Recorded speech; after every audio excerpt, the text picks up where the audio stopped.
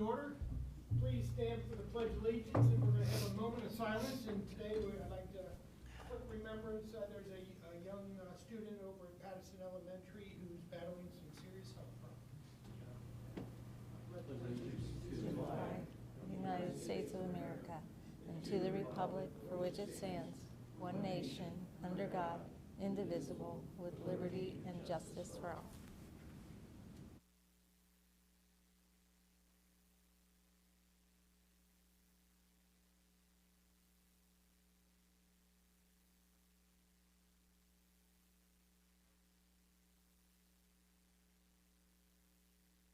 Mr. Thompson? Oh, I'm sorry. Ms. Russell? Here. Mr. Brown? Here. Ms. Barney? Here. I'd make a motion to excuse Mr. Thompson. Second. All those in favor say aye. Aye. Aye.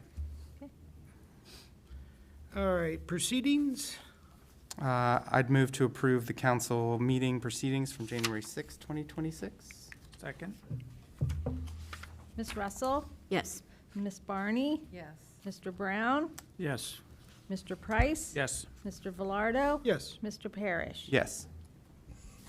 And then we received, we need a motion that we received the December 2025 financial report. So moved. Second. Mr. Parrish? Yes. Mr. Velardo? Yes. Mr. Price? Yes. Ms. Barney? Yes. Mr. Brown? Yes. Ms. Russell? Yes. And moving right along, and I want to acknowledge our audience tonight, so, you know, we've got a big audience tonight. City Manager's report. Thank you, Mayor. In everyone's packet was the city manager's report. I just wanted to highlight a few things. We have held our final meeting for our economic development strategic plan. We're making a few tweaks, and then we'll be able to present that to council. It's been about a 6-month process, but we want to make sure that it's sort of fits our vision before we present it to council, so more coming on that. We brought back some more episodes of Milford in Motion with 2 videos. Staff also went to Springfield Township to see how Springfield Township has implemented a cross-operational customer service implementation. So that was something that I think staff received a lot of good information on, and how we can incorporate that into our day-to-day activities.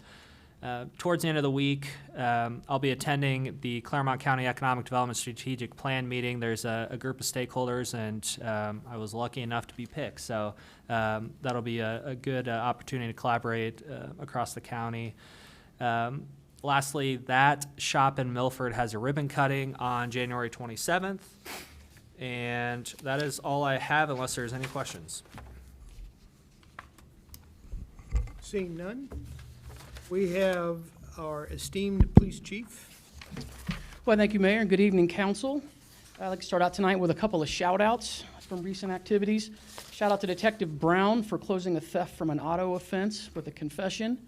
Shout out to Officer Flynn for closing a hit-and-run auto accident with a confession. To Officer Newmeyer for earning a recognition flag in Guardian Tracking. And to Dickey's Barbecue for donating lunch last week as part of their Public Safety Appreciation Program, and to Miami Woods HOA for providing lunch today. In other news, our application period is still open until the end of the month. And I just received communication from a national officer wellness podcast this week about me participating in an upcoming episode potentially, so more to come on that. And lastly, I'd like to address a little bit of a rumor that's been going around. I've had a couple of residents reach out to inquire about reports of ICE conducting raids in Milford and hauling people out of a retail business and a hotel, which I strongly suspect is false. I would have expected to got a phone call on that. Maybe not in advance, but I certainly would have heard about it. And my son happens to work at one of those locations and hasn't heard anything. So I'm pretty sure that's a false rumor. And lastly, if there's any questions, my December report is in your packet. Thank you, Chief. Thank you. And without further ado, Chief, how are you, sir? I'm good. It's a sad day though, because I got to put glasses on so I can read what's on my Welcome phone. to welcome to most of our worlds. This is not going well. Yeah. Just need longer arms. I would echo what Chief Mills said about Dickey's in Miami Woods. They brought us lunch, and we were very grateful, especially the residents of Miami Woods. They always treat us very nice. On February 3rd, 6 p.m., we will have a rededication of the 1945 Seagrave. That's our oldest truck. It has had a significant amount of work done to it. You'll have to come to the dedication to find out exactly what that is. So I would encourage you to come to that. And we currently have a painting project underway in our lobby and public space. The crews that are working, they've done most of the removing of pictures and painting prep work. The painter will come in next week to begin his job.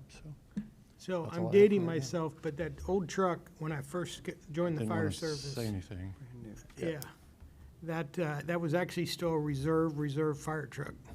That's, Yeah. that's pretty Yeah. old, but It might have been 1980. Yeah, it was Yeah. restored in, I Yeah. believe, 2002. yeah, And then this will be its second restoration. yeah, I thought so.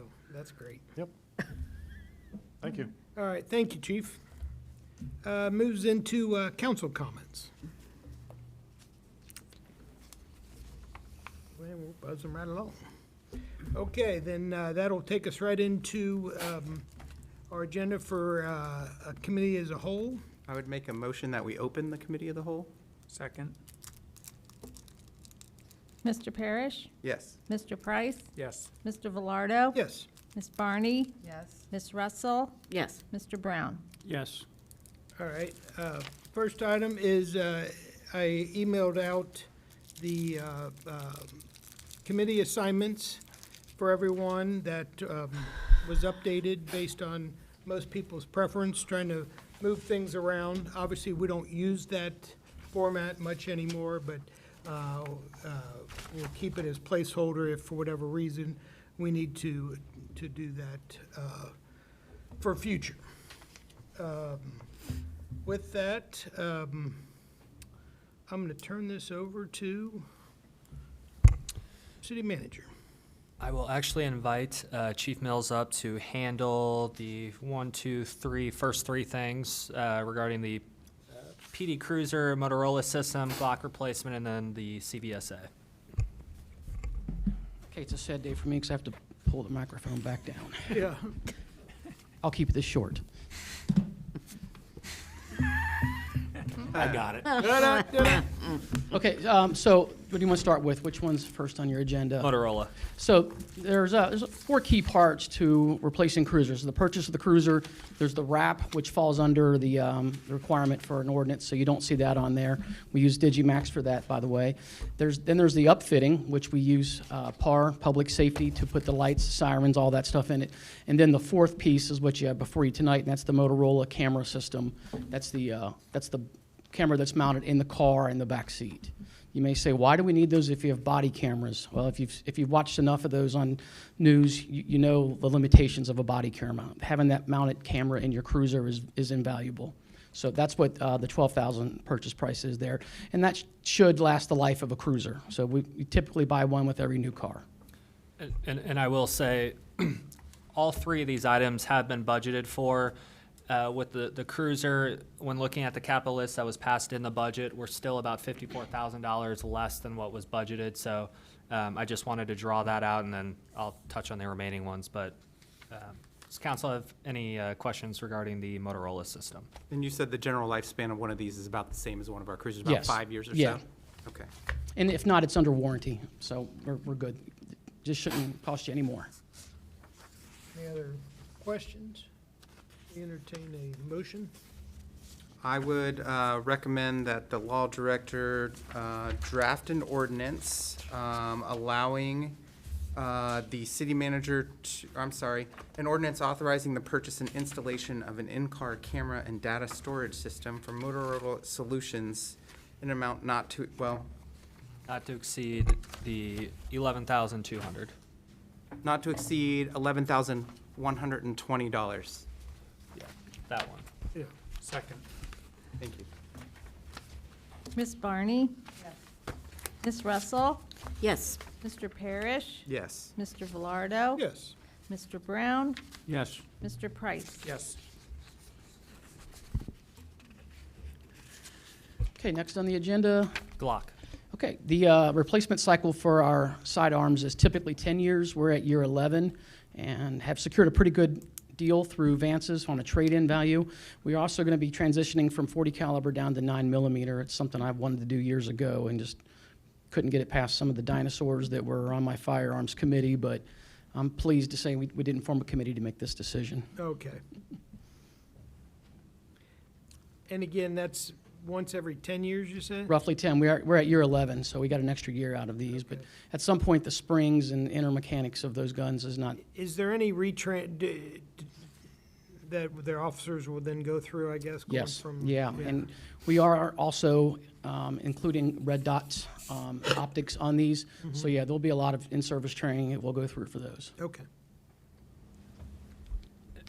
Once again, I'll emphasize this was also budgeted for. We budgeted 19,000. This actually came in at 17,000, so we saved a couple dollars there. You said in-service training, so that's training we do in-house. Yes. What does transition down mean? That's probably an improper term to use. We're going from a larger round to a smaller round, smaller bullet. Does that impact deadliness or anything? No, it's, ballistics have come a long way in the past decade where it performs, in most opinions, very comparable. Like everything's smaller? Yeah, and it's, you got an aging staff, you've got smaller hands. Females typically shoot 9 millimeter better than 40 calibers. I shoot better on a 9 millimeter than I do a 40 caliber. So there's a lot of advantages to this transition. Is there a competition that the chief is the expert marks person? in I that hope sort of- not. yeah. You better hope not. We need a motion. I would recommend the law director draft an ordinance authorizing the purchase of 23 9mm firearms and holsters from Vance's Law Enforcement for an amount not to exceed $17,433.32. Second. Mr. Velardo? Yes. Mr. Brown? Yes.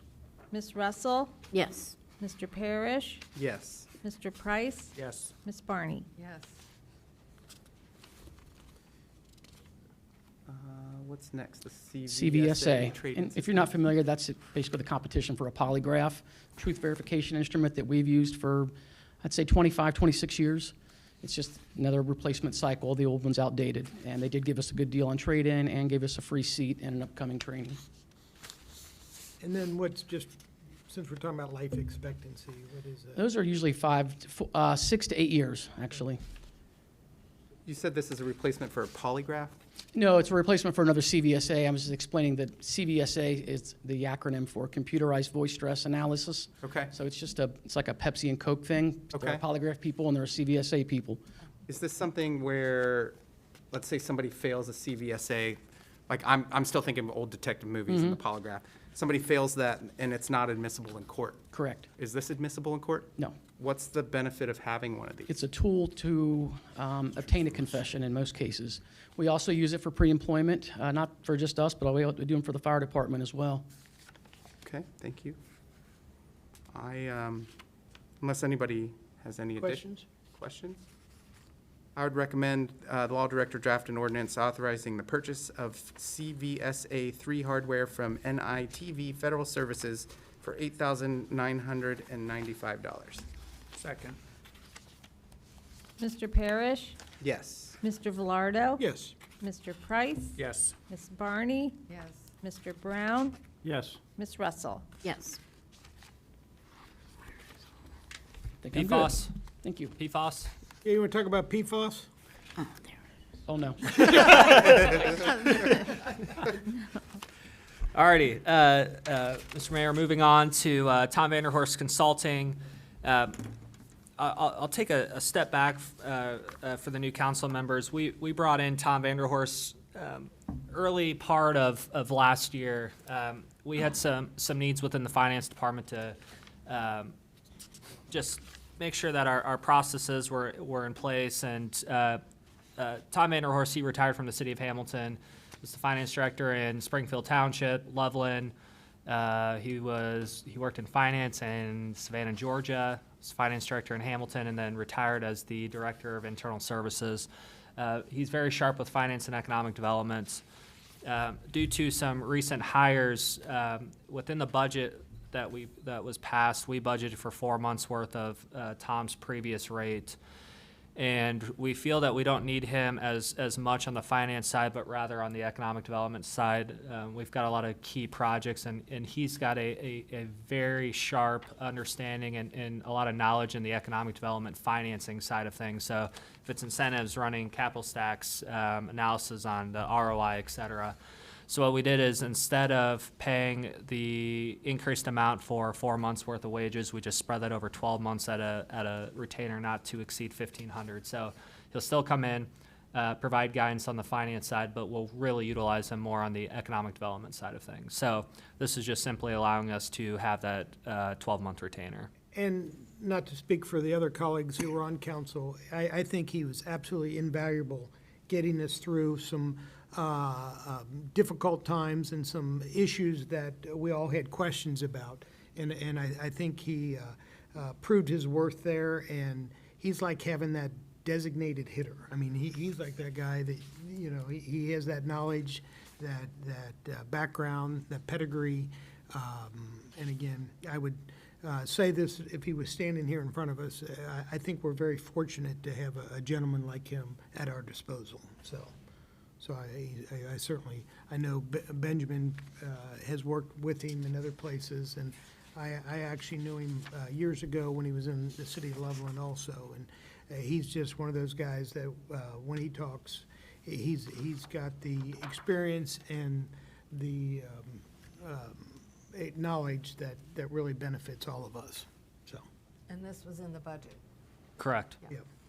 We budgeted 4 months worth of his previous rate, so it's the equivalent to that. Spread it. Yeah, we just spread it. So this gives us access to Tom for 12 months, right? Correct. At a not to okay. 1,500 a month. Yeah. Yeah. Okay.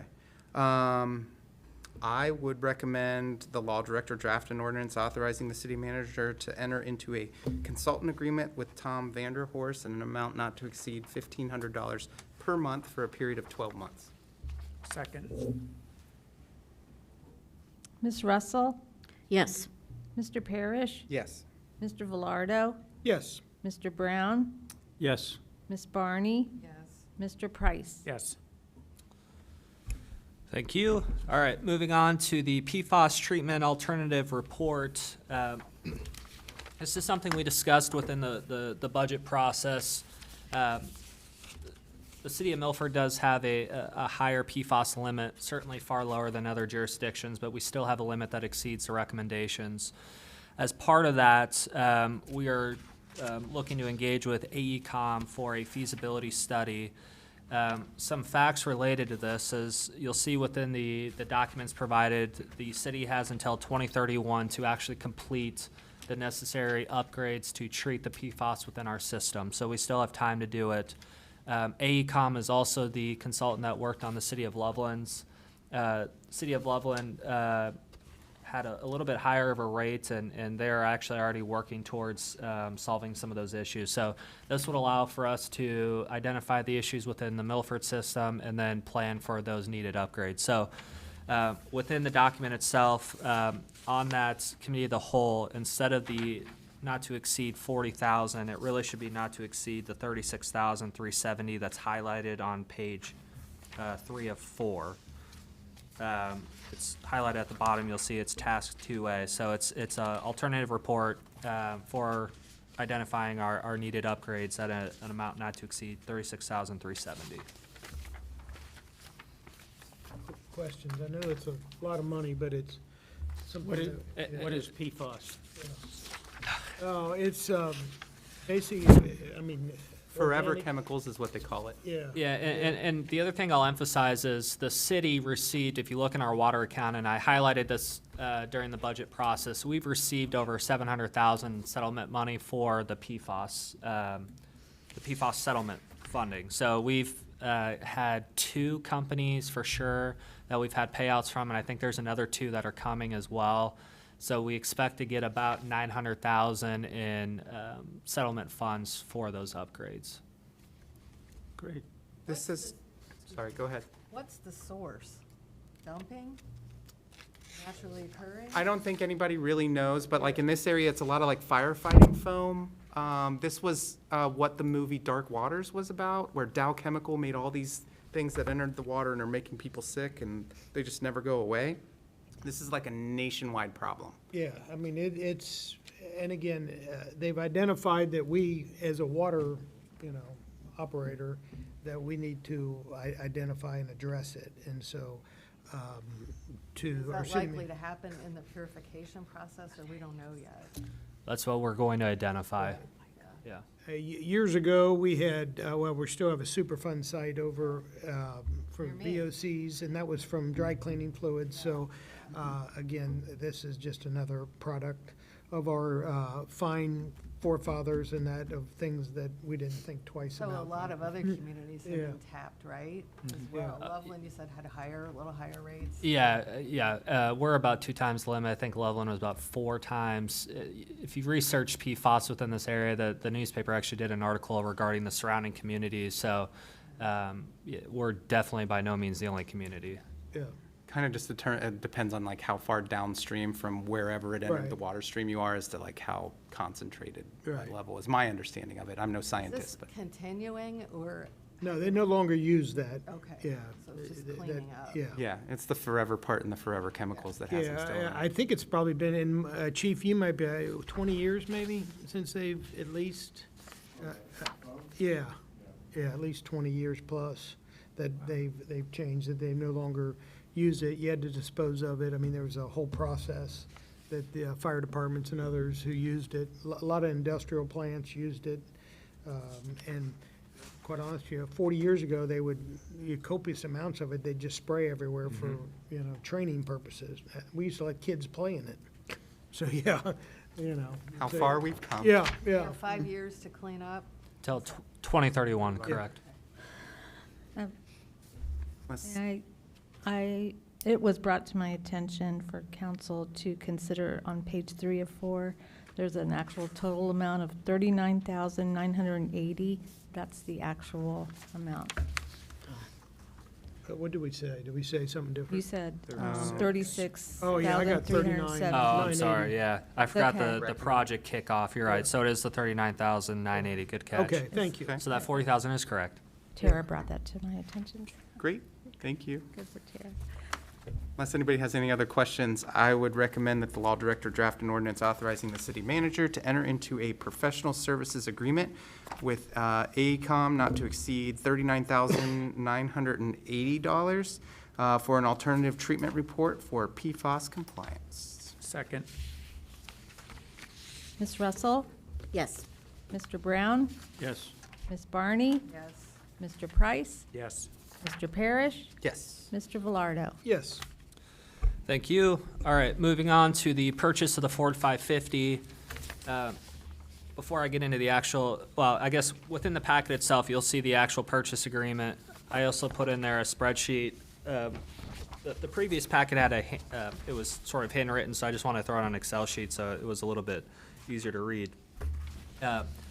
For those of you that are new to council, this was something that was previously approved in last year's budget. We then, we needed money to complete the State Route 28 repairs. It was a exponentially high cost, something that was unplanned. So what we did is we cut back on this as well as some of our paving to pay for some of those costs. So this was something that was approved last year. We decided not to purchase it last year and then push it to this year. So that's sort of the history with this, but I, once again, added on that spreadsheet the mileage of the years and the make and model for the trucks that are currently within the fleet. And this is a purchase that'll last us, well, you can see the age of the existing fleet.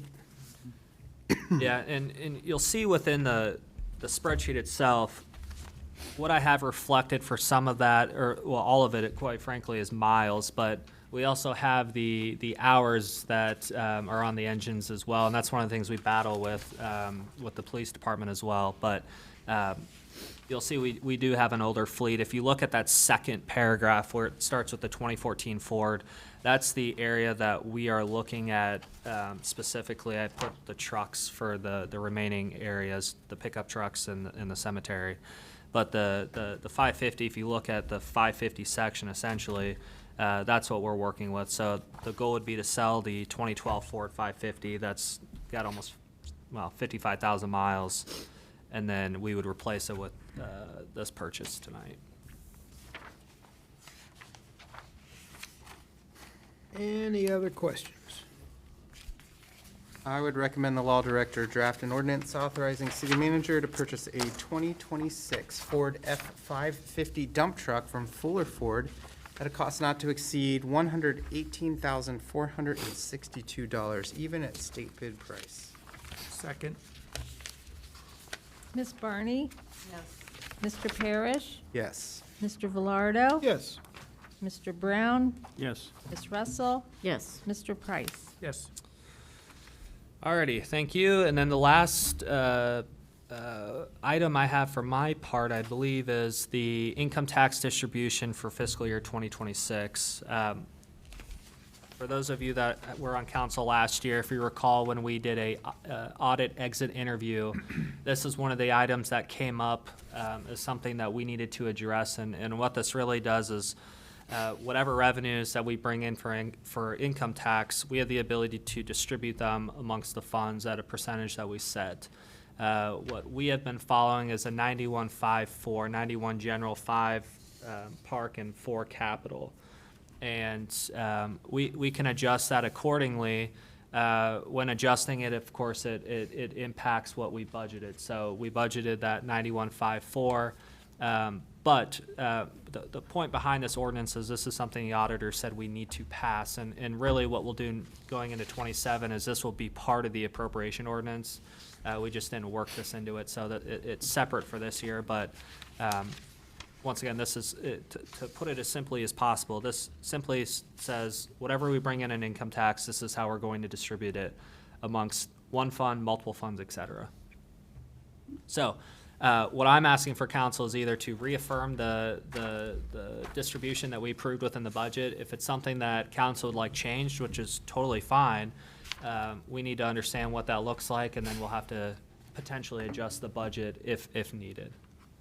It's not unprecedented that we have put all the money, instead of allocating it out, we put all the money and then distribute it to the appropriate funds, you know. And again, I always hear that, oh, we're taking money away. We're not taking any money away. We're just putting the money where it appropriately needs to be. The biggest one is in whether it's the Parks Fund or the Capital Improvement Fund.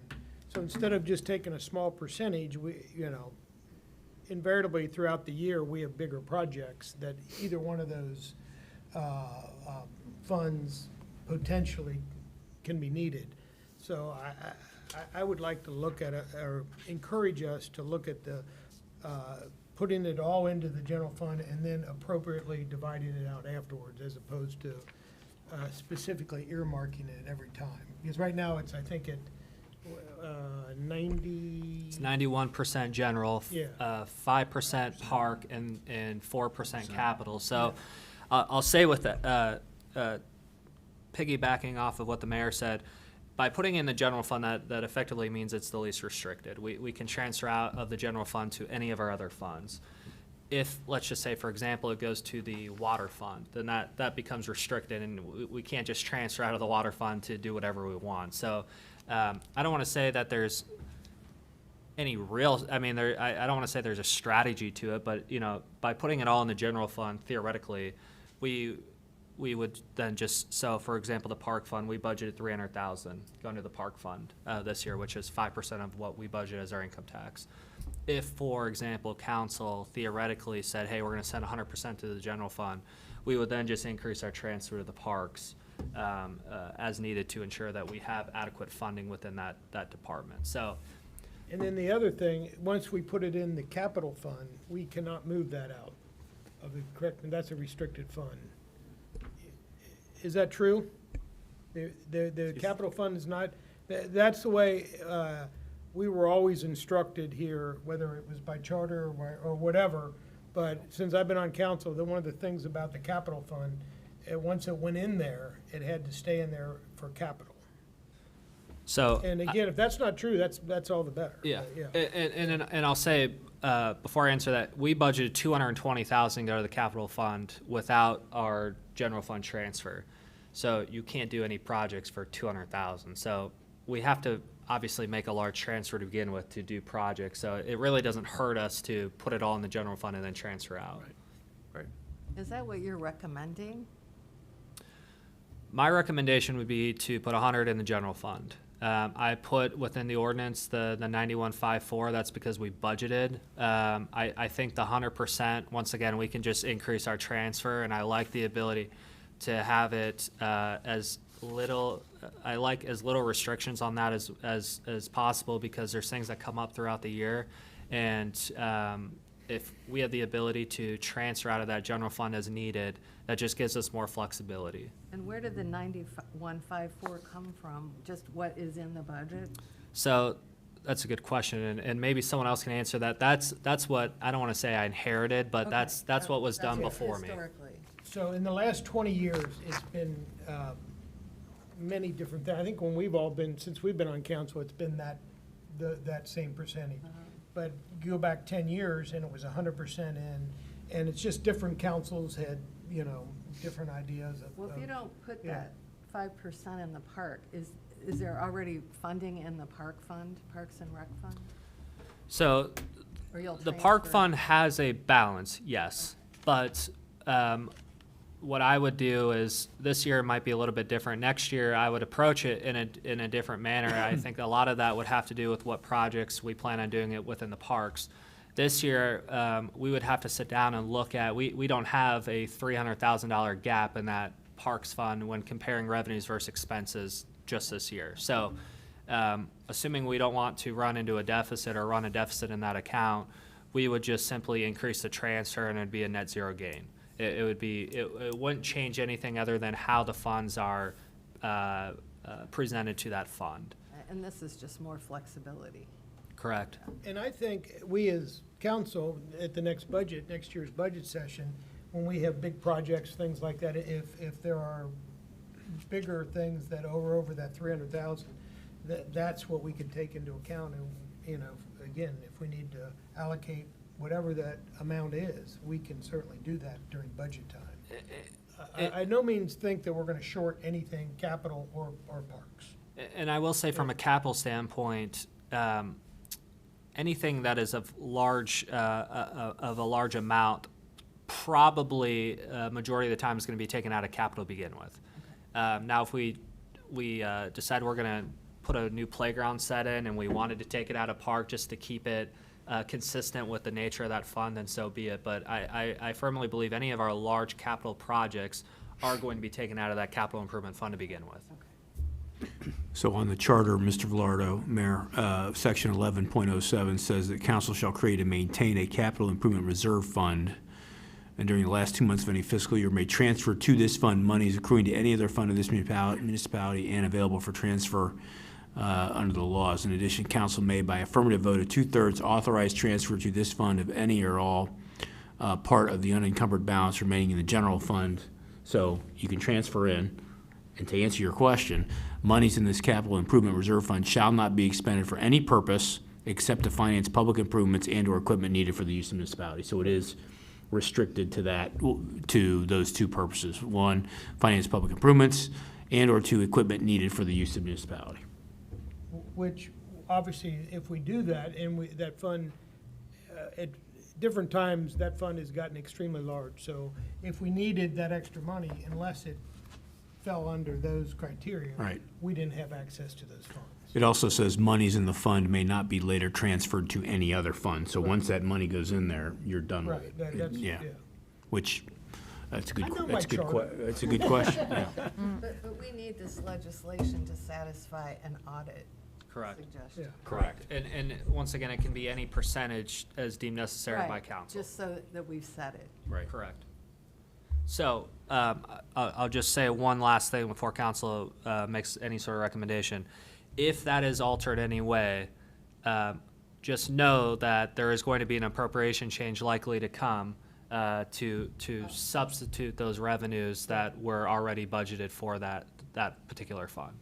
So if 100% goes to the general fund, I know for a fact, unless we run in a deficit, which I'm not recommending, that park fund doesn't have 300,000 difference, which means our transfer, if we, actually this year we budgeted no transfer, we will be eyeing that, and I'm not saying it's gonna be next meeting, but as we move on through the year, we'll eye that to ensure that we have adequate funding to pay for our ongoing operations. Do you think we do now? Well, the park fund only balances because of that 300,000. And that's why I'm saying if it goes to the general fund, then we'll increase that transfer to the park fund. Okay, I guess that's what I was asking. If we don't put this in the park now, what's in there now in the park fund? Well, we do have a reserve balance, but how we ran that budget was if I brought in $100,000 in revenue, we try to work within that 100,000. So not all funds netted out at zero, Okay. but so that's why I'm saying if the income tax goes to the general fund, 100%, then we'll have to have a transfer out of the general fund to the parks. And we need it. Yeah, and I believe that we will still fund, I mean, I have no desire not to fund anything out of that. We had Okay, I'm just planned trying on to the budget. understand it. I just think, More flexibility. yes, that, yeah, 100%. Okay. I have concerns over the words desire or plan to not fund, right? Yeah. Because as soon as we get into desires and plans and well wishes and everything, all of a sudden there's some reason that we no longer fund our parks, right? So that's the concern that I have. To the point where I need to think more about this. I'm personally not willing to make a recommendation at this point. I know we need to meet this audit recommendation, but things about like not having it guaranteed to go in certain places and desires and plans, it just makes me too uneasy to put a motion forth. I would, we have to do this, we can always change, but I would entertain making a motion then, that we put 100% into the general fund at this time. Second.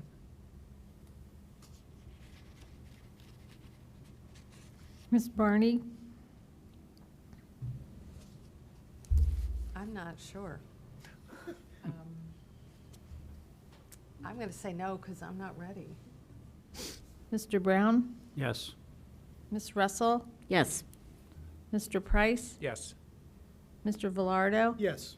Mr. Parrish? No. Alrighty, thank you. Mr. Mayor, I think this is, Oh, yeah, that's- yeah. you're Yeah, in the okay. hot seat. Thank you. So, next item on the agenda is rules of council. Has everyone had a chance to look at? Now, these rules, as I believe we discussed last time, are guidelines that we use and can be altered and/or changed at any time. But we are required by charter to pass those before the next meeting. So, does anyone have any discussions or? I do. comments? Okay. The first one is rule number 12. Number 12 on, I guess, the last page of the package that we got says parliamentarians shall be responsible for enforcement of this rule. In case where there are numerous speakers, parliamentarian may limit each speaker to 5 minutes. I would propose that we amend that to 3 minutes. Amen. Anyone have a problem with that? And I do have a couple more when, All right.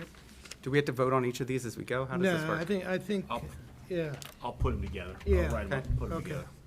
The second, Unless I hear it doesn't have 4. yeah. okay. Trying to get to 4. I have 2 others I'd like to discuss. Number 1, just kind of out of the interest of kind of benefiting new council members that may not know everyone as well, or kind of benefiting the city as every 2 years, council has to appoint a new mayor and a new vice mayor, regardless of who's still on and who's still off. Mr. Vice Mayor, I'm sorry. I apologize for interrupting you, but back to the other topic. Yes, sir. Right now, it's just when there are numerous speakers. And my question to you or to council is, do you want that to be any speaker? Because I don't know what numerous speakers means. Now, that's, so I'm, That's a valid question, what numerous means. I guess or in- just 3 minutes for everybody, and I guess that's in my easier to mind- enforce. I guess in my mind, because that makes it uniform regardless, so in my mind, it's any speakers, And the is that parliamentarian. during public sessions, or is that during presentations? What does that apply to? So my understanding of the rule, and correct me if I'm wrong, Mr. Parliamentarian or Mr. Mayor or anyone else, but my understanding of the rule is that's during the public comment section, Yeah. either of committee, anytime there's a public comment section, that's where this rule applies. Correct. Yeah, and I believe that's consistent with, you know, Most. Robert's Rules of Orders and really any other Most. type of, And our law director enforces that? That's what it says. yeah, What it says? Lucky guy. yeah. Oh, if you think I'm enforcing that. Moving right along, the other suggestions that I have, again, I thought for new council members and for the city in general, it's a good thing to kind of hear from those that are interested in putting themselves up for those seats or mayor or vice mayor every 2 years. I would really like to see a council rule putting that period of folks making themselves known and then having 3 minutes at the podium to kind of make their case. I'd like to see that become a rule. And then the third one that I'd like to put out here, just from kind of a standpoint of being more efficient, is once we've voted on entering into executive session, I think there should be a time limit, at which point everybody on council needs to be back in that room. There have been, you know, on my time on council, there have been multiple executive sessions where we call one, and then it's 5, 10, 15 minutes later before everybody's back in the room and we can actually start in the executive session. And that just kind of lengthens meetings for no real purpose. So I'd like to see a rule instituted that kind of puts a time limit between when we vote on going in and when we're back there. Enough time to go to the bathroom, grab a drink, whatever the case may be, but still kind of keeps a cap on that. I think that's being, I don't believe that's needed. I think we're all adults and can take care of whatever business. A lot of times, you might have people in the audience that have been, you know, have other things. So I think judiciously, I think we are, personally don't need a rule of that caliber, nor do we need to dictate whether or not,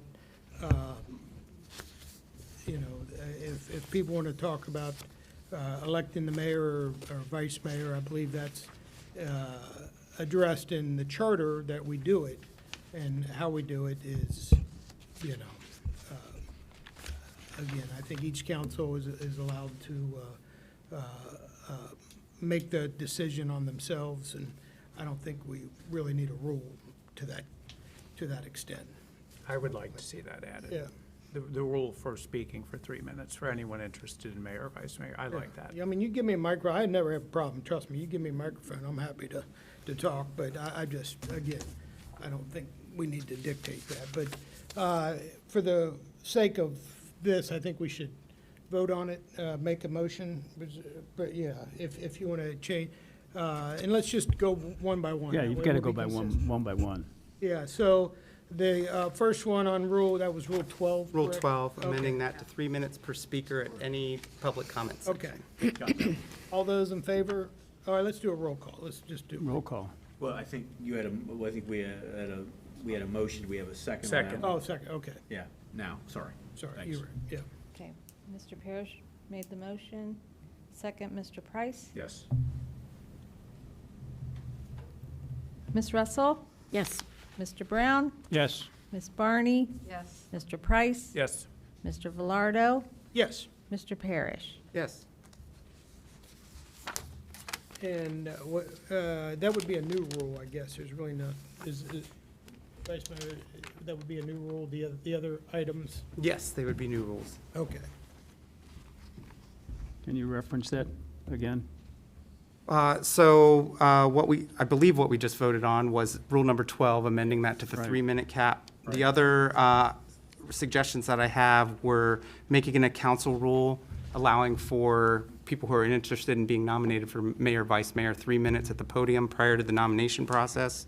And then the last suggestion I had was when executive session has been called and voted upon, setting a time limit before council members need to be back in executive chambers. But those are two separate suggestions, correct? Those would be two new rules, they would So be we need to separate. vote on the first one?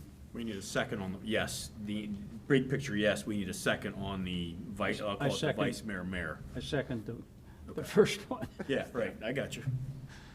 Now we need a roll call on that one. Mr. Velardo? No. Mr. Price? Yes. Mr. Parrish? Yes. Ms. Barney? Yes. Mr. Brown? Yes. Ms. Russell? Yes. Okay. And then the next one would be a motion to create a council rule that when an executive session has been called, council must be in executive session room within 5 minutes? Or can you say in a timely manner? But what's a timely manner? What does that even mean, right? Like, Okay. timely to me is different than timely for a Galapagos tortoise, right? Like, completely different timeframes, right? So I don't know what that number is. I didn't really come here with an idea of like, I definitely want everybody in there 5 minutes, but like, it seems to me it would be more efficient to kind of set that and make sure everybody's back there doing business within a certain amount of Can I time. make a suggestion along those lines? Absolutely, please. I would just suggest that the mayor, who's going to call the executive session, I presume, indicates what time it will start. So the way executive session's called right now is through a motion that's then voted on by all of council, right? So at that point, are you leaving it to the sole discretion of one member of the body to dictate what time it starts without input from the other members of the body? Because all, Yeah. Who's in charge of the executive session? Well, I mean, I don't know that there's a yeah, Is there someone that leads the executive session? I just don't think you need a rule dictating how long people, No, I agree. I don't think you need a rule that says a time. I just think you need to have the person who referenced that we're going to have an executive session that's going to start at a certain time. I really don't feel like we have to put a time limit on it. I believe I that don't there mean are, a time like limit as as to how soon you tonight, get- we only have one person here in the audience. But there are occasions where we have a group of people that are here for, for an event or for a recognition. And so after, the meeting's over, before we go back into the executive session, I mean, I've always, when I was on council before, I've always wanted to go out and talk to those individuals. Yeah. And so, not necessarily, talk for 10 minutes or whatever, but just acknowledge them and say thank you or whatever. So, I mean, putting a time on getting back into the room is No, I'm in not favor. necessary. I'm in agreement with that. I'm just saying that if we want to start on time, then let's identify what time it's going to start. I think for the most part, it goes pretty well. I think we self-police ourselves and, I mean, I respectfully would disagree. There have been multiple instances where the majority of council has sat back in that room for 10+ minutes waiting for various members of different councils to finish up whatever they're doing out here before anyone can start, right? So, I mean, again, this is a majority rules body. That was just my suggestion of putting it out there, simply based on my experience, again, of, sitting back there with 6 out of 7 or 5 out of 7 members and waiting 15 minutes for an executive session to start, which is the only thing that has to happen before the city council meeting can actually end for the night. So, and then those executive sessions, as we all, people that have been on council know, can last a very, very long time, right? So, again, it was just from an efficiency standpoint. Well, what if we're all just hyper aware of that and try to get in as soon as we can? And if it is an issue, we can amend these rules anytime. Sure, Yeah. sure. I haven't found it to be an issue, so I'm, yeah.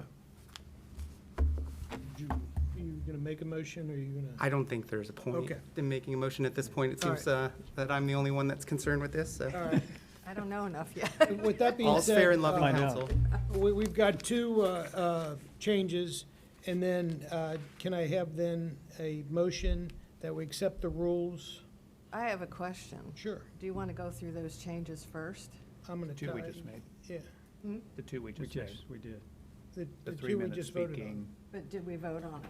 Yeah, That's what those Individually. motions were that we just voted Yeah. on. For all, okay. You We're vote all on doing each this one. one, okay. yeah, sorry. yeah. All right, yeah. The vote was to authorize me to draft an ordinance to change these, and then Okay. you'll vote on it at the next All time. right. And I think the Make motion it should be that we accept the rules with the two new Right. changes. Unless, does anybody else have any Yeah. other rule? Yeah. No. Yes, that's what I'm Oh, saying. I'm Yeah, sorry, that's I'm what I'm sorry. saying. Gotcha.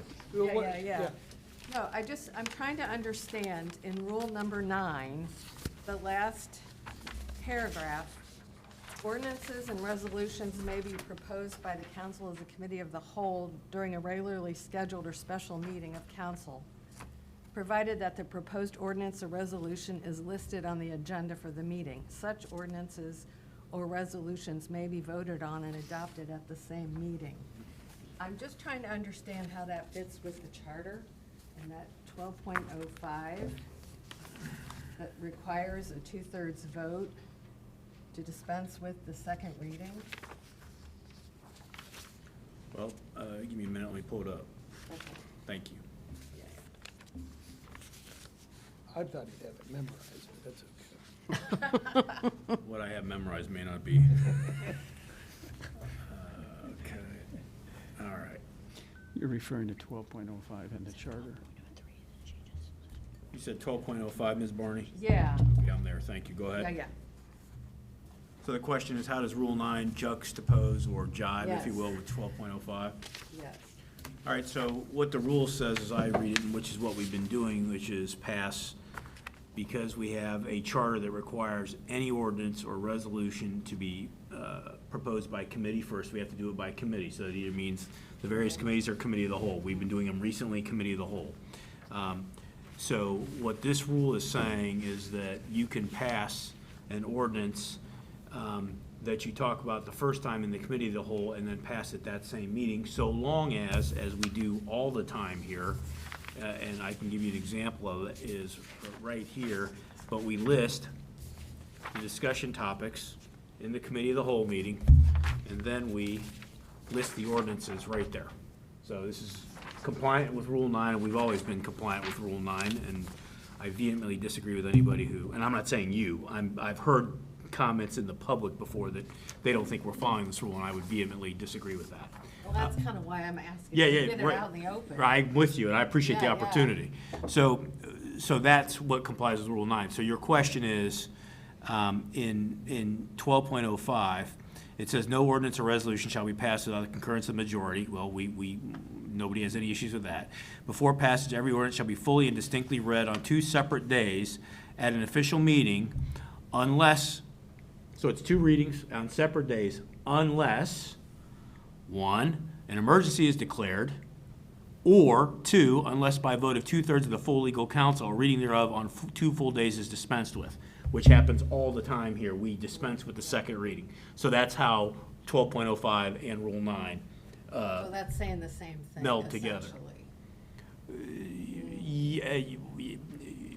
It has the same effect. What the rule leaves out is the charter provision, which is you waive that second reading, and therefore it can be passed on the same day.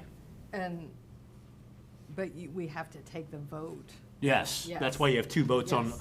Okay. except for Okay. appropriation ordinances, yeah, or resolutions. Resolutions Right, don't require. need it. Yeah. Okay, okay, thank you. Is that, Yeah. good, okay.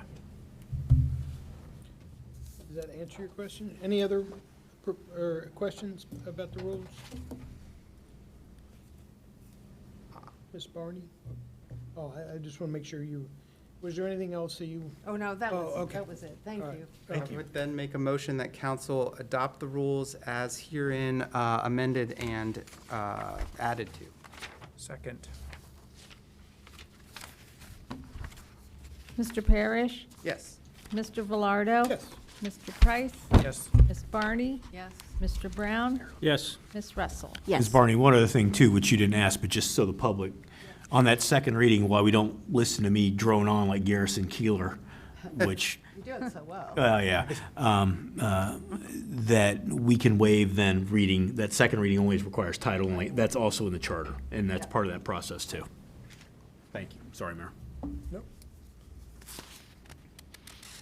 Where we at? Do we? The only other thing, Mr. Mayor, I'd like to bring up that I think that we need to take care of during this committee whole is I believe because appointees will have changed, we need to, by vote, appoint and affirm 2 members to the Volunteer Firefighters Dependency Board. It's listed in the. It's listed, but I believe we still need to vote on it to appoint those Yeah, people. yeah. Is that correct? Yeah, we can do that. Yeah. Okay. Yep. I just wanted to make sure we are dotting all the i's and crossing Yep. all the t's. So in that spirit, I would make the motion appointing myself and Miss Barney to the Volunteer Fire Department Board. Second. Mr. Parrish? Yes. Mr. Velardo? Yes. Mr. Price? Yes. Ms. Barney? Yes. Mr. Brown? Yes. Ms. Russell? Yes. Was I allowed to vote for myself? Absolutely. As long as you're not going to financially gain Absolutely. from I it. just took the ethics. What better voucher? Yeah. No, you're absolutely permitted to vote for yourself. Brings us to the summer council's session, and I've got some comments about the schedule that we've tentatively had. A couple things. The meetings for both May 7th and November 5th, if we need to have them, because our parliamentary is not available on those Thursday council meetings. And I personally prefer not to have council meetings anymore without our parliamentary here. I just feel. Thank you. You know, yeah. He prefers not to parliamentarian without you present. He has to keep the time limit of 3 minutes. Yeah. But, so we either, well, I'll go to the last one, the November 5th one. Leave it Thursday, but instead of calling it a council meeting, we would call it a budget work session. You know, it just depends, we're always look for reasons why we can all get together, so we'll just call that November 5th, our meeting, just a budget work session. So that way, that's one less meeting that we have to all figure our schedules out. That's Benjamin will have us so well versed by then with what the budget is, but it may be a very short meeting, I hope. I'm open for suggestions on the May 7th meeting, what we want to do with that, if we could either dispense with it. We're only required to have one meeting a month. Yeah, you're, We're only required to have one meeting a month. We can always, he's over there probably cringing, you know, but we have a meeting, you know, obviously 2 weeks before that and then 2 weeks after that. And if need be, we could always hold a special meeting if there was something big. But for the time being, we could just dispense with that May 7th meeting. And because of the election is why. Yeah, right, because we have to move, because the elections are here, as you I've well worked them know. right in here, Yes, yep. as you well know. Yep. So if council is not opposed to that, maybe we would just only go to one meeting in May also. Knowing that we could potentially call a special meeting if there's something major on the docket. And then for the summer schedule, the once a month, does anyone have we've over the years gone between the first and the third Tuesday. Does anyone have a real preference because of vacation schedules or anything that you may know of? Mr. Mayor, if I may, Yeah. I know this isn't really my discussion, but Sure it is. that July 21st meeting, I would kindly ask council to maybe think of a different day. That's a Is that your big due day date? in perhaps my personal life, and you know, if it all works out, I wouldn't won't be be able to here. be here. Okay. So would unless I'm, you know, running a thin line Well, there. with that in mind, would anyone be opposed to just going to the first Tuesday of the month? Because I think that falls within your Fine with schedule, me. because he's already here. I'm already here. So we would go to the first Tuesday of every month in June, July, and August. That works for me, because I was going to say I Yeah. can't make the June 16th meeting. Yeah, and then we've got, you're going to tell me about, is it October 6th? No, National Night Out, August 4th, first Tuesday of August. Oh, August 4th is National Night Out. First We can work Tuesday. around it if we need to. but I No, think they will. no, that's, so if we went to the first, is that confusing to everyone? If we went to the first, the June, Second. June 2nd, yeah. June 2nd, Yep. and then is it July? 7th. July 7th? Yep. And then leave the August 18th meeting alone, so that we July don't interfere with 7th. National Night Out? I would hate So, to interfere with that. Hold on, I'm sorry. June 2nd, July 7th, and then August 18th. Is Yeah. that what you're saying? Okay. Yeah, Yeah, that works. And no May 7. and no May 7th. Okay. With the caveat that if Benjamin needs something, that we will gladly gather, you know. Well, the one's going to be a I'm field okay trip. with that date. Yeah. I July like the 24th. fact that we're July commemorating an 24th. important right. democratic event by canceling a public meeting. Yeah. Like, you know what I mean? Like, And we are, again, in compliance with the charter, which Absolutely. requires us to have one meeting a month. Yep. And fully emphasizing the budget workshop is still a public meeting. Yes. Yes. yes. And still probably a council meeting for purposes of the rule.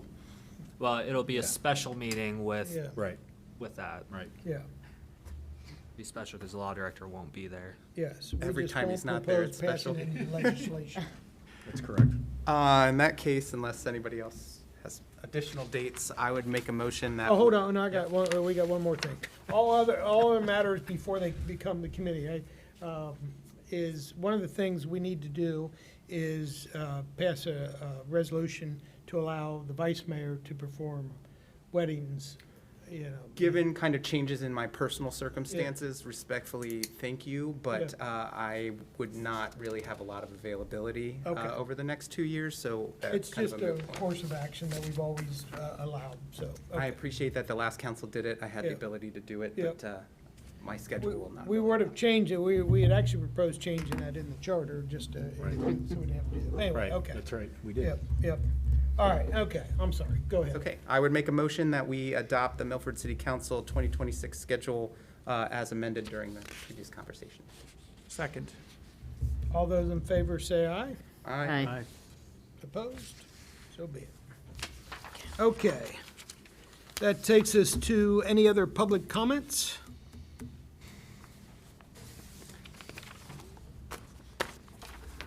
Still in the committee of the whole, right? My name is Dr. Doug Vow. I live at 116 Mound Avenue. I've lived in this city since 1984. This has been one of the most interesting city council meetings I've been to in the last 3 years. It's been entertaining and it's been educational, so thank you. I know you guys get a lot of flack from people sometimes. I just wanted to thank, I don't know if it's an individual or if it's everybody, but the way the city maintenance department takes care of the roads in this city is just outstanding and phenomenal. I worked for a major corporation, one of the largest in the country, and I had to do a lot of driving around the 9 counties in northern Kentucky, southeast Indiana, and southwest Ohio. And of all the communities I go to, regardless of the weather, regardless of how bad it is, this city does an outstanding job. I don't have to look for the sign that says you're entering Milford, the city of Milford. Just look at the street, you know you're in Milford, and I appreciate that. But don't you think that gives you a false sense of, because if you drive around Milford, Ed and Clement, and then you're like, oh, I need to go somewhere else, and then you realize how bad the streets really are. So that is the catch-22 of having such a great service department, because we've come to appreciate that. But I think the city manager will certainly pass that on. And I Yeah, couldn't and- agree with you more. Yeah, So- because I'll be honest with you, I don't think Brown County owns a snowplow. I've never seen a street out there that's ever been plowed, much less salted. Right. And I also like the comment about the way the new cruisers look. They're not cruisers, but the new police vehicles. They look really sharp. They're nice. Really adds I'll use the word pizzazz to the city. So if there's anybody visiting and the police officer, especially in one of the new cruisers, goes by, even the old cruisers look great, but it just shows that we're a serious city. We're paying attention to what we're doing. We're just not flying by night. And like I said, since I've lived here since 1984 and I've gone to other communities, this is something I've heard. Oh, you live in Milford. I have no idea what that means, but I took it as a negative. But I'm very proud that I live here. I enjoy living here. My wife and I did a heck of a lot of research to decide to move to this community. And I want to thank everybody up there. Now that I've said all the good things, now I'm afraid I might ask for something bad. I live in South Milford, and I have to drive past that South Milford school building that has been vacated, I'm pretty sure, before 2005, because I had to park vehicles there, and I got city permission to do it while we had a 50th wedding anniversary party for my mother and father-in-law. We had well over 200 cars, so we had to park them somewhere. But that building was vacant. It really looks terrible now, plus the added ornamentation of the white school bus and the retention pond in front. What is the status of that development? Because it looks awful. It's very depressing, and almost like the Brent Spence Bridge that's been on the books since 1996. It almost seems as bad. And not that any of us probably don't agree with anything you're saying, Yeah. but I'm gonna turn this over to Arlen, because We there do- is I mean, some legal things going on. Yeah, my with wife that. and I and multiple, my neighbors, when I walk the neighborhood and meet them and talk to them, they all have the same, when is this gonna be over? So, Doctor, what I would say is it's not going to be soon. It's involved in litigation, and it will be involved in litigation, I presume, for months, perhaps years. So it's unfortunately, it's not going to get resolved soon because of the legal process. That's first. With respect to kind of site maintenance issues, in fact, we had a conference today, which won't get into the attorney-client privilege nature of it, but we had a conference today with the city manager and a number of staff, including the police and fire chiefs, to discuss particular enforcement options that we have, and so we're discussing those. I'm not going to discuss those publicly because, I understand that. and I appreciate your understanding in that regard, but we are addressing it, and had a 45-minute meeting today about that. So we will be addressing the site conditions that we can. Big picture about what's going to happen with the school, that is unfortunately a months, perhaps years away decision. Oh, wow. What about the bus? Can they ask him to move that bus? That in my humble opinion is a different issue, and so those are one of those prosecution and enforcement issues that we're discussing that I won't disclose publicly, but that's a different issue. Okay, I appreciate your time. Thank you, But Doctor. first of all, I applaud you, though, for bringing that up, because we get asked that question. We are council, we might have a council member who lives in that area, very close to that school. And so, again, I applaud you for bringing that up, and hopefully he was able to answer as well as Yeah, Brian's possible. always done a really good But job. I encourage our residents, and like I said, you are obviously representing the whole community right now, but. I don't know about that, but Mike and I have become well acquainted since Yeah. he started running for office. And Sure, I sure. walked past that Yeah. development, Well, I guess you could I call know it. you attend a lot of meetings, and I appreciate your input, so thank you. Okay, well, thank you for your time. Yeah. Thank you. Thank you. Mayor, if I may, just so, because I know you guys get that question, so I want to take as the city's lawyer, I want to take the heat off you guys. There's nothing council can do. This is a litigation process. It's an administrative process. Until the administrative and the litigation process goes, it's just not in your hands. And so while I appreciate, Doctor, it's a great question, but residents, these council members can't do anything about it. We have three branches of government. We have a legislative branch, which this council is. We have a judicial branch, which I am not, but kind of am, if we're going to do an analogy. And we have executive branch, which is Mr. Gunderson. The executive and the judicial branches are now working on this. The legislative branch, this is not its area until the executive and the judicial works out its area. So I understand that is not a happy answer for everyone. I get that, but that is the legal answer, and we are bound by various dictates of procedure in our code of ordinances, under Ohio law, under federal law. So we just have to let the process play out, and I know that's a horrible answer, but that is the legal answer. Thank you, Doctor. All right, and thank you. Seeing no other public comments, do we have a motion to adjourn the committee as a whole? Moved. Second. All those in favor say aye. Aye. All right. That takes us back into our regular meeting here. And new business, any new business? And yeah, Here we go. yeah. The ordinance and resolutions.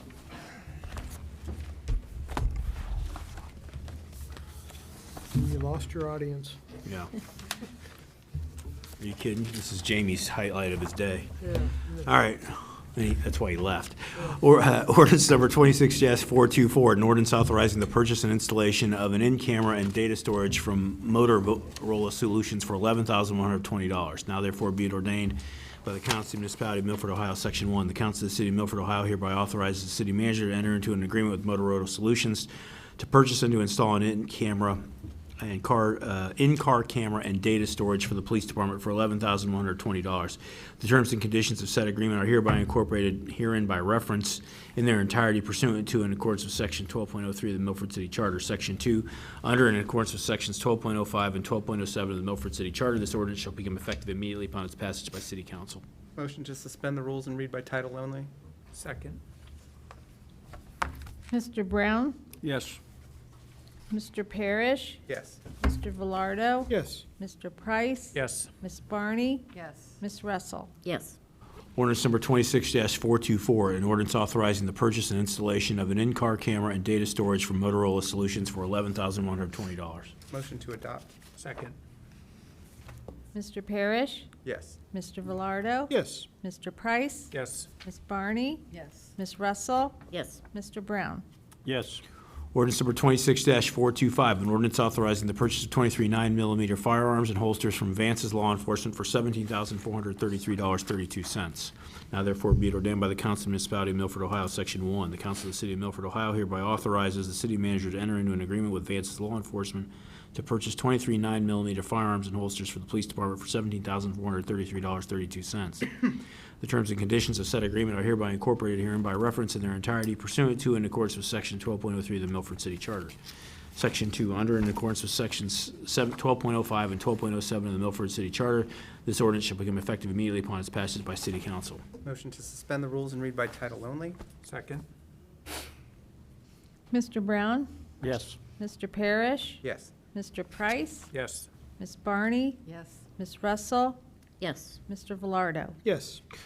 Ordinance number 26-425, an ordinance authorizing the purchase of 23 9mm firearms and holsters from Vance's Law Enforcement for $17,433.32.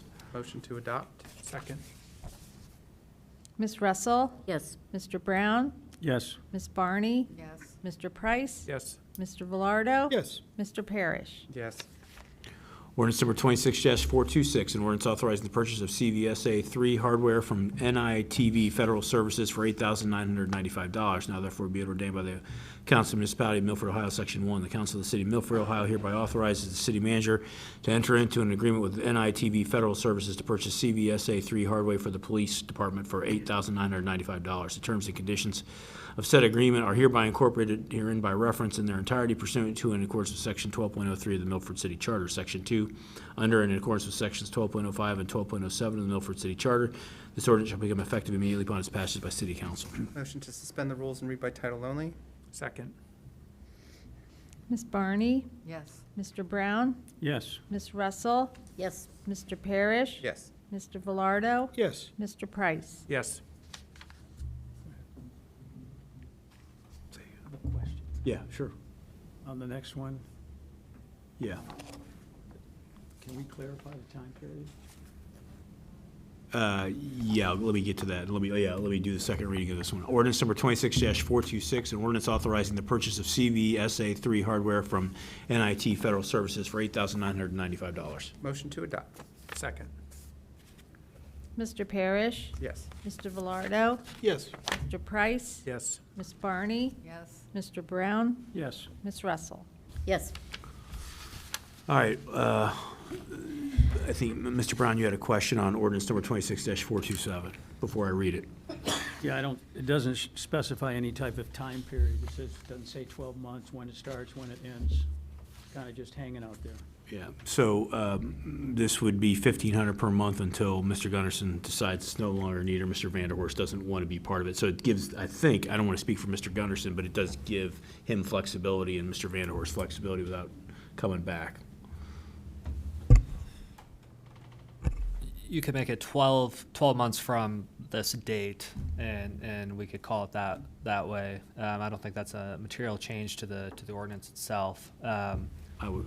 So- We'd have to change the budget too, because we only budgeted for X amount of dollars. So, I mean, say it was 13, 14 months, theoretically, we'd have to come back and reappropriate more money anyway.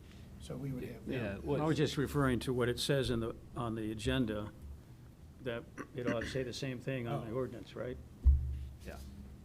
Yeah, I don't. I didn't see the 1,500 a month, and I didn't see Ah. months, that's all. Gotcha. It is, yeah, fair enough. It is in the text of section 1, but I see your point. So, but it's 1,500 per month, and I think it's the mayor point. We'll do it however you want, if we get a second, if we need to change it, and a vote. But if we want to put a time deadline on it, we can. If you want to make that motion, you can make that now, or it's fine the way it is, up to you. Well, I was just referring to that it should match what's Yeah. on the agenda.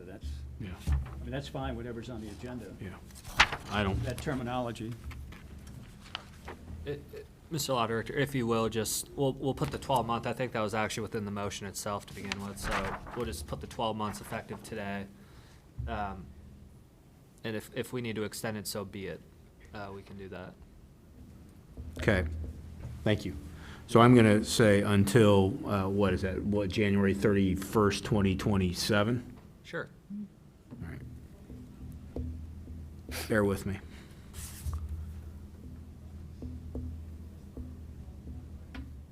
Thank you, Mr. Brown. Now, you guys authorized me to draft an ordinance. Mr. Brown has now asked me to make an amendment. Could you make a motion to amend to add into our ordinance number 26427 that it would be $1,500 per month until January 31, 2027? If you would make that motion. I make a motion that we amend the ordinance to 26427 to read, authorizing the city manager to enter into a consultant agreement with Tom Vanderhus for a period of 12 months, starting January of 2026 and ending January of 2027, in the amount of $1,500 per month. Second?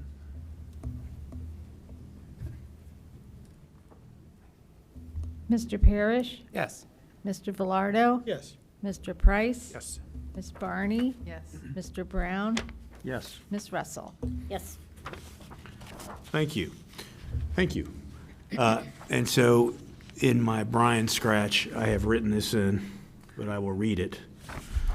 An ordinance number 26, now amended, ordinance number 26-427, an ordinance authorizing the city manager to enter into a consultant agreement with Tom Vanderhorst for 12 months ending January 31, 2027 at $1,500 a month. Section 1, the council of the city of Milford hereby authorizes the city manager to enter into an agreement with Tom Vanderhorst to provide consulting services concerning city operations and efficiencies for a rate not to exceed $1,500 per month until January 31, 2027. Section 2, under in accordance with sections 12.05 and 12.07 of the Milford City Charter, this ordinance shall become effective immediately upon its passage by city council.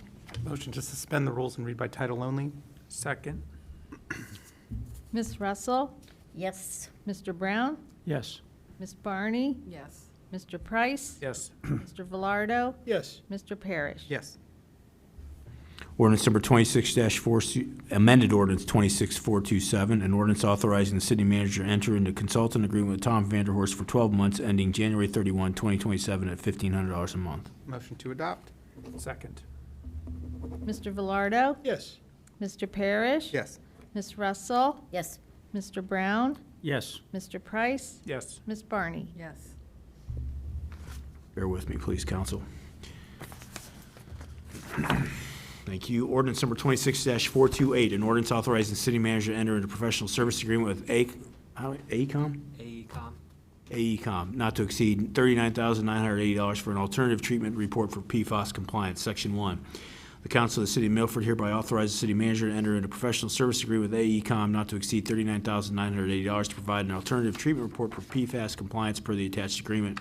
The terms and conditions of this agreement are hereby incorporated by reference pursuant to and in accordance with Section 12.03 of the Milford City Charter. Section 2, under and in accordance with Section 12.05 and 12.07 of the Milford City Charter, this ordinance shall become effective immediately upon its passage by city council. Motion to suspend the rules and read by title only? Second? Ms. Barney? Yes.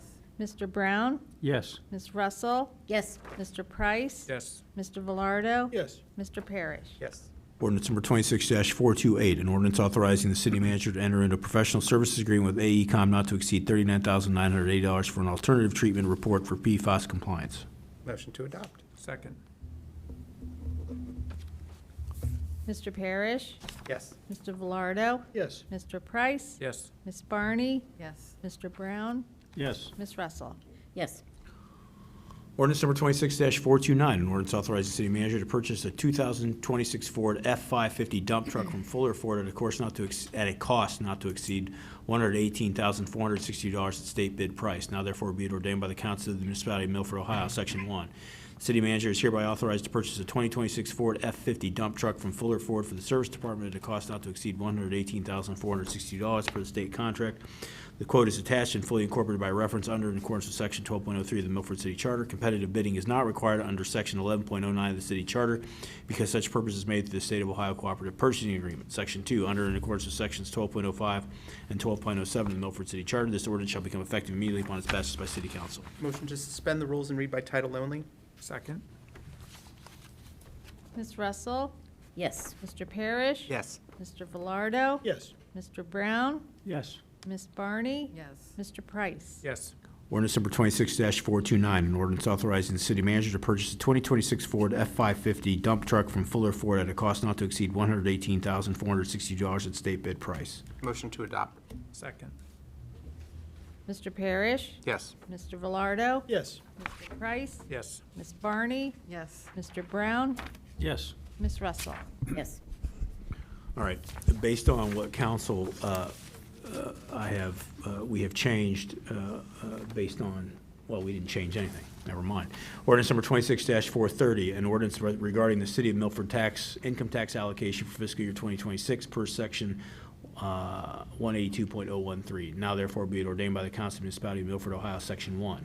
We did change, well, I mean, it doesn't reflect we actually. I'm getting there. Oh, you did, Yeah, okay. yeah, all we right. changed it, yeah. Okay. The council, that we changed it on the fly. Gotcha. The council of the city of Milford hereby adopts the allocation for the city of Milford income tax 100% to the general fund number 101 here too incorporated herein pursuant to section 12.03 of the Milford City Charter. Section 2, under and in accordance with sections 12.05 and 12.07 of the Milford City Charter, this ordinance shall become effective immediately upon its passage by city council. This is not something I'm in favor of, so. I'm Motion not to gonna be making- suspend the rules and read by title only. Second. Mr. Parrish? No. Mr. Velardo? Yes. Mr. Price? Yes. Ms. Barney? Yes. Mr. Brown? Yes.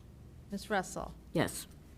An ordinance 26-430, an ordinance regarding the city of Milford income tax allocation for fiscal year 2026 per section 182.013 of the Code of Ordinances. Motion to adopt. Second. Mr. Parrish? No. Mr. Velardo? Yes. Mr. Price? Yes. Ms. Barney? No. Mr. Brown? Yes. Ms. Russell? Yes. Mayor, that's all I have. Thank you. All right, okay.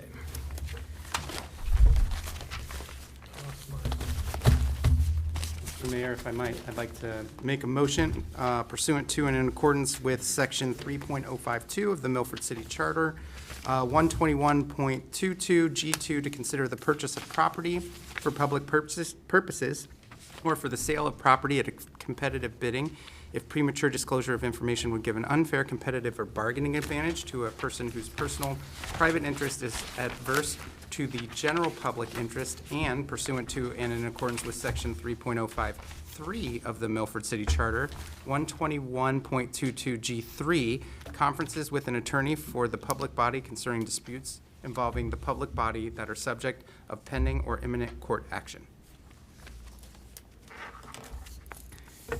Second. Mr. Parrish? Yes. Mr. Velardo? Yes. Mr. Price? Yes. Ms. Barney? Yes. Mr. Brown? Yes. Ms. Russell? Yes.